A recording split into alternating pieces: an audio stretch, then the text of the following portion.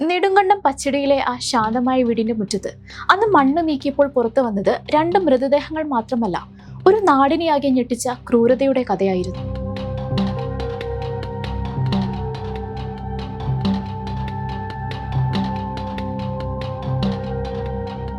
ആ വീട്ടിൽ മേരിക്കുട്ടിയും മകൻ റജിയും ഇളയ മകൻ സജിയുമായിരുന്നു താമസം. പുറമേ ശാന്തമെന്ന് തോന്നിച്ച ആ വീട്ടിൽ പക്ഷേ ആഭ്യന്തര കലഹങ്ങൾ പുകയുകയായിരുന്നു.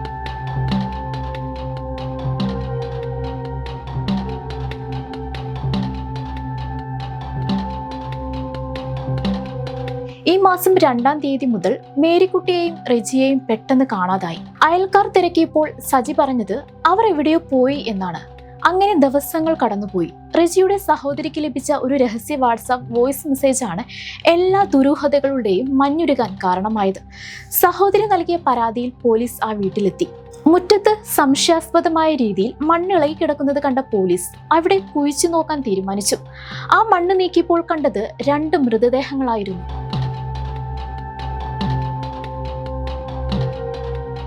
പോലീസ് എത്തിയതറിഞ്ഞ സജി അപ്പോഴേക്കും അവിടെ നിന്നും ഓടി രക്ഷപ്പെട്ടിരുന്നു. വിവാഹം എന്ന ക്രൂരമായ നാടകത്തിലൂടെയാണ് ഈ ക്രൂരത മറയ്ക്കാൻ സജി ശ്രമിച്ചത്. കൊലപാതകം നടന്നതിന് ശേഷം നാട്ടുകാരെ അമ്പരിപ്പിച്ച സജിയുടെ ഒരു നീക്കമുണ്ടായിരുന്നു. താൻ വിവാഹം ചെയ്യാൻ പോവുകയാണെന്നും 500 പേർക്ക് വിരുന്നൊരുക്കുന്നുണ്ടെന്നും സജി നാട്ടുകാരെ വിളിച്ചു പറഞ്ഞു. എല്ലാവരെയും ക്ഷണിക്കുകയും ചെയ്തു. എന്നാൽ പെട്ടെന്നൊരു ദിവസം സജി നാട്ടുകാരോട് പറഞ്ഞു, വീട്ടിലൊരു മരണം നടന്നതിനാൽ വിവാഹം തൽക്കാലം മാറ്റിവെച്ചിരിക്കുകയാണ്.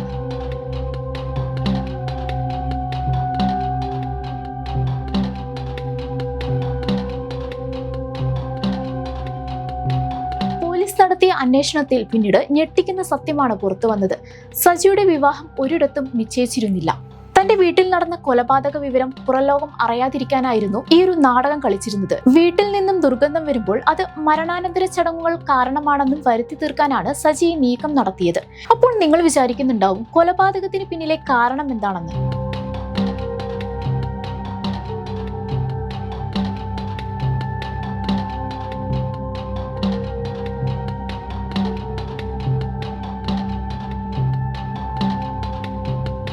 നാട്ടുകാർ പറയുന്നതനുസരിച്ച് സജിക്ക് വിവാഹം ചെയ്യാൻ വലിയ ആഗ്രഹമായിരുന്നു. എന്നാൽ സജി വിവാഹം ചെയ്താൽ താൻ അമ്മയെയും കൂട്ടി വീട് വിട്ടുപോകുമെന്ന് ജ്യേഷ്ഠൻ റെജി ഭീഷണിപ്പെടുത്തുകയായിരുന്നു.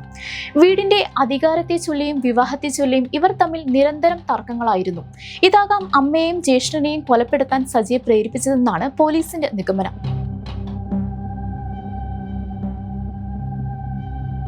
ഈ കേസ് പുറത്തു വന്നതിന് പിന്നാലെ സജിയുടെ പിതാവിന്റെ തിരോധാനത്തിന് പിന്നിലും സജിയാണെന്നാണ് സംശയിക്കുന്നത്. ആ സത്യങ്ങൾക്കായി കാത്തിരിക്കുകയാണ് ഇന്നും ആ ഗ്രാമം.